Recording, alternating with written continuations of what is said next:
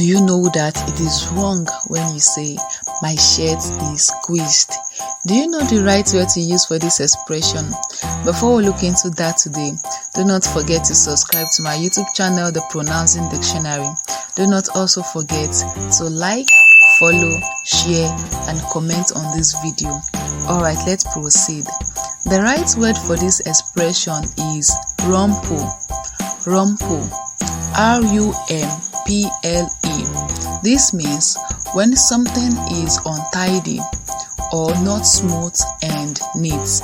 So rather than saying "my shirt is squeezed," you say "my shirt is rumpled."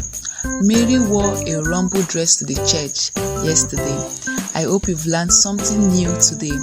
Alright, do not forget to subscribe to my YouTube channel.